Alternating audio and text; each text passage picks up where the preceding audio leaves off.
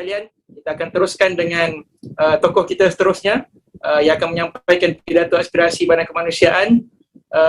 Beliau merupakan pengurusi gabungan My Aqsa Defenders, sebuah gabungan yang mencipta gempar di seluruh dunia, khususnya di media sosial, Twitter, Instagram, Facebook dan sebagainya. Tuan Nadir An-Nuri yang kini bermustautin di bumi Gaza, di Gaza, Palestin. Beliau banyak terlibat bersama dengan ABIM, Global Peace Mission, dan kini bersama dengan My Aqsa Defenders telah menjadi ikon Palestin dan ikon anak muda. Sekiranya telah bersedia, saya persilakan Tuan Nadir An-Nuri, pengurusi gabungan My Aqsa Defenders, untuk menyampaikan pidatonya. Terima kasih Pak Samad. Silakan Tuan Nadir An-Nuri. A'udzubillahi minasyaitonir rajim. Bismillahirrahmanirrahim. Alhamdulillah Rabbil Alamin. Wassalatu wassalamu ala ashrafil anbiya wal mursalin wa ala alihi wa sahbihi ajma'in. Rabbana atina fid dunya hasanah wa fil akhirati hasanah wa qina azaban nar. Allahumma ansuril Islam wal muslimin fi kulli makan wa fi kulli zaman ya Rabbal Alamin.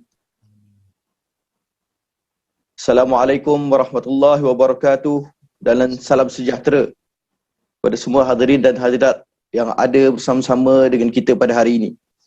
Terima kasih Tuan Pengurusi yang saya kasihi, Tuan Muhammad Faisal Abdul Aziz, Presiden ABIM, yang saya kasihi Lieutenant Kolonel Bersara Muhammad Melintang Abdullah, Div-Div kehormat, tuan-tuan, puan-puan, sahabat-sahabat yang dirahmati dan dikasihi oleh Allah sekalian. Tuan-tuan dan puan-puan, hari ini kita berbicara tentang isu Palestin. Dan perbicaraan berkenaan dengan isu Palestin ini sudah berlanjutan cukup lama.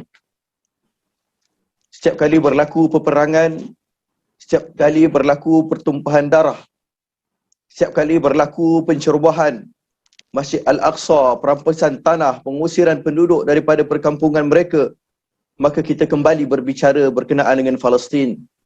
Maka kita kembali berbincang tentang Gaza dan Al-Aqsa. Tuan-tuan dan puan-puan yang saya kasihi sekalian, saya sampai ke bumi Palestin ini pada tahun 2013.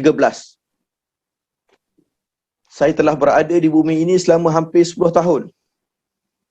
Saya telah melihat darah yang telah tumpah. Saya melihat para syuhada yang berada di atas bahu-bahu pemuda yang lain. Saya melihat air mata anak-anak yatim yang kehilangan ibu dan ayah mereka. Malah saya melihat para ibu dan para bapa yang meninggalkan anak-anak mereka yang telah terkorban untuk selama-lamanya di tanah perkuburan.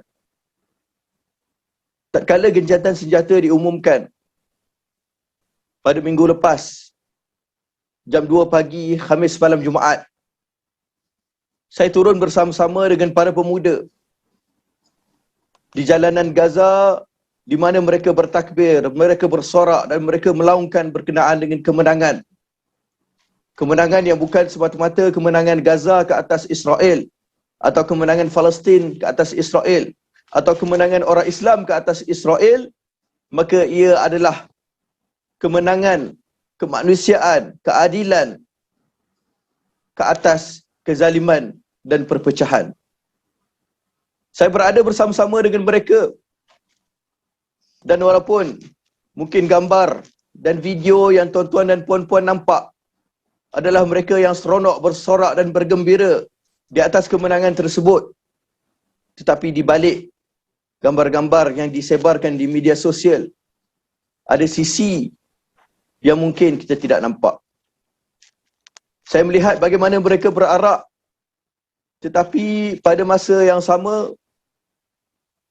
pemuda-pemuda berjalan, sebahagiannya dengan kerusi roda dan kaki yang telah terpotong.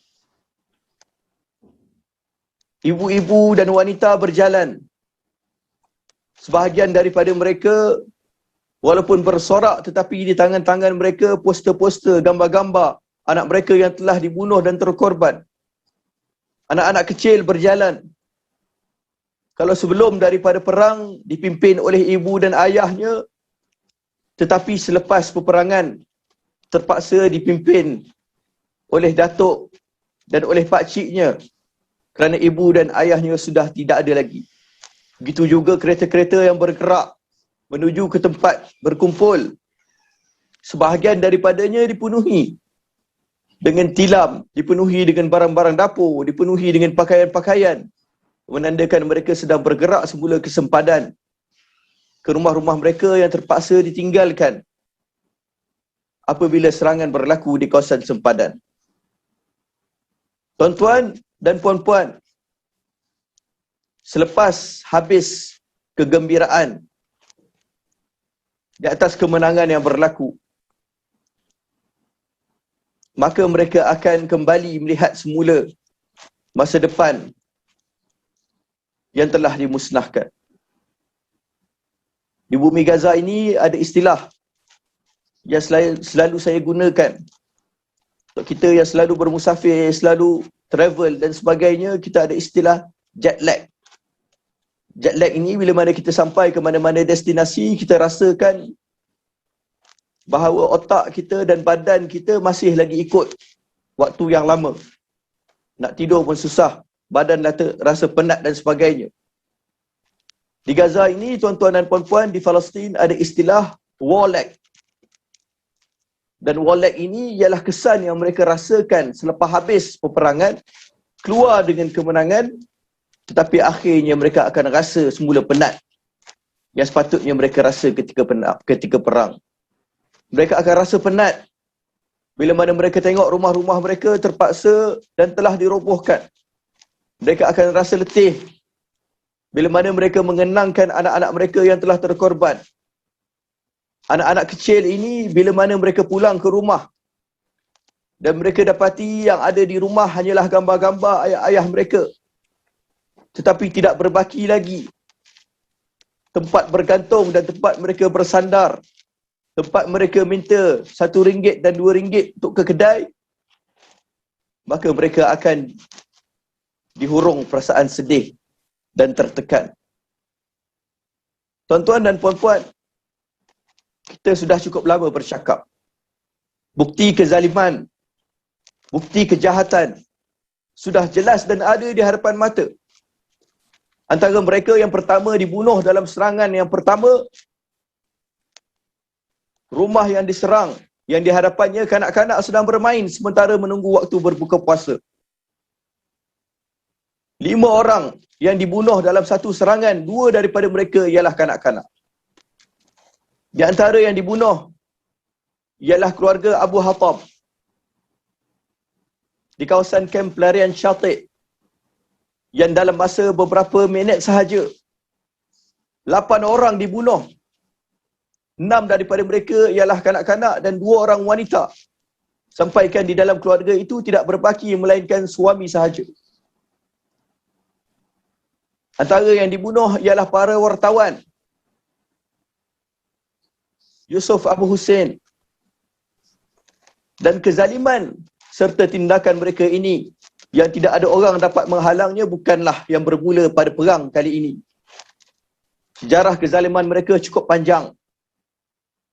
Tetapi kita perlu bertanya kepada diri kita, sebab apa sehingga kini mereka masih lagi boleh membunuh sewenang-wenangnya? Sebab apa sehingga kini mereka masih boleh merampas rumah-rumah dengan sewenang-wenangnya? Sebab apa sehingga kini mereka masih lagi boleh bermaharajalela? Hari ini, kita dengan semangat kita masing-masing mahu mengambil tindakan. Dan zaman kita, waktu kita ini ialah waktu untuk kita bertindak. Kita cakap, boleh bercakap. Berkongsi, boleh berkongsi. Tetapi yang akan memberikan kesan ialah bila mana tangan-tangan kita digerakkan untuk melakukan sesuatu di bumi nyata. Layangkan surat-surat kalian kepada PBB. Layangkan surat-surat kalian kepada OIC. Layangkan surat-surat kalian kepada adun-adun, esko-esko yang kadang-kadang hanya mengambil tahu isu Palestin dengan kepentingan mereka masing-masing.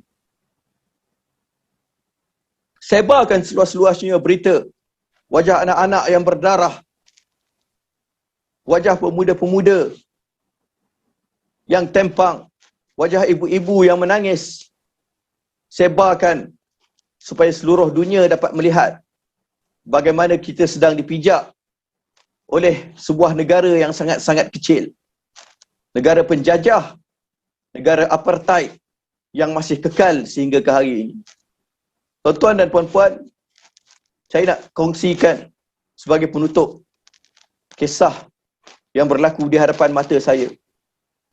Bila mana dalam siri peperangan yang lepas, saya pergi ke sebuah kawasan yang namanya Syari' Al-Wahdah, Jalan Wahdah. Dan Jalan Wahdah ini antara tempat yang berlakunya pembunuhan yang paling ramai.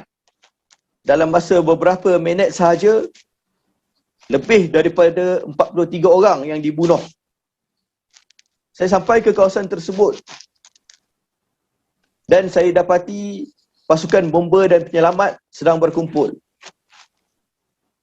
Dan kawan-kawan memaklumkan bahawa mereka sedang berkumpul cuba untuk menyelamatkan seorang gadis. Yang mana gadis tersebut baru sahaja menghantar SMS kepada kawannya. Dihantarkan SMS kepada kawannya yang berada di luar daripada kawasan runtuhan. Dia maklumkan bahawa dia masih lagi berada di dalam biliknya, di bawah runtuhan bangunan tersebut, dan dia minta untuk diselamatkan. Saya tunggu beberapa ketika di kawasan tersebut. Dan tak lama selepas itu, dikeluarkan syuhada-syuhada, jenazah-jenazah, mayat-mayat daripada bawah runtuhan. 5 orang dikeluarkan syuhada daripada sebuah keluarga. Dan salah seorang daripada mereka ialah gadis tadi yang di tangannya masih memegang telefon yang digunakan untuk meminta bantuan. Tuan-tuan, puan-puan, hari ini orang-orang Palestin masing-masing sedang menghantar kepada kalian pesan-pesan. Mereka menghantar kepada kalian SMS. Mereka meminta untuk diselamatkan. Mereka meminta untuk dibantu. Mereka meminta solidariti berterusan, tidak ketika perang berlaku sahaja. Mereka mahukan tindakan di atas bumi nyata. Dan ketika ini telefon kita masing-masing sedang berdering. Maka terpulang kepada kita sama ada untuk menyambut panggilan, menjawab pesanan, ataupun kita akan tinggalkan mereka bersendirian sehingga akhirnya mereka akan terkorban. Seruan ini bukan sahaja untuk orang-orang Islam, malah untuk orang-orang Kristian, untuk orang-orang Buddha, untuk mereka yang berbangsa Iban, untuk mereka yang berbangsa Dusun, untuk seluruh manusia yang punya hati, untuk seluruh manusia yang punya kemanusiaan. Kita masih belum terlambat, tetapi waktu yang berbaki tidak banyak. Kita perlu bertindak segera untuk tidak dicatatkan di dalam sejarah sebagai bangsa, sebagai umat, sebagai masyarakat, sebagai generasi yang hidup ketika mana Palestin terus dan terus dibunuh, terus dan terus dihapuskan dari peta dunia, terus dan terus dimusnahkan oleh penjajah-penjajah Zionis yang sedang bermaharaja lela ketika ini. Tuan-tuan dan puan-puan, saya menyampaikan salam daripada bumi Palestin. Salam terima kasih atas usaha yang dilakukan. Salam kesyukuran daripada penduduk-penduduk Palestin atas solidariti yang ditunjukkan. Mudah-mudahan perbincangan kita pada hari ini menatijahkan tindakan dan susulan untuk kebaikan mereka di sini. Assalamualaikum warahmatullahi wabarakatuh dan salam sejahtera. Waalaikumsalam. يعطيك العافيه استاذ نادر. Wabarakatuh. الحمد لله على سلامتكم. Doktor. Allah barik fiik. حياكم الله. Tuan Nadir Alhamdulillah, Nuri, Assalamualaikum. pengerusi gabungan My Aqsa Defenders, di atas pidato yang disampaikan tadi sangat penting tuan-tuan. Beliau merupakan saksi hidup apa yang berlaku di Gaza, apa yang berlaku di Palestin, dan Tuan Nadir juga menjadi saksi hidup bagaimana bantuan yang tuan-tuan berikan. RM1, RM2, RM1,000, RM1,000, RM3, RM4. Berapa saja kemampuan tuan-tuan, kita bantu bukan sebab kita berada tuan-tuan, tapi sebab kita faham rasanya tiada. bila kita beramal, kita membantu, tak semestinya bila kita kaya tuan-tuan, tapi dengan kemampuan kita yang sedikit, kemampuan kita terbatas, kita bantu mereka-mereka yang memerlukan.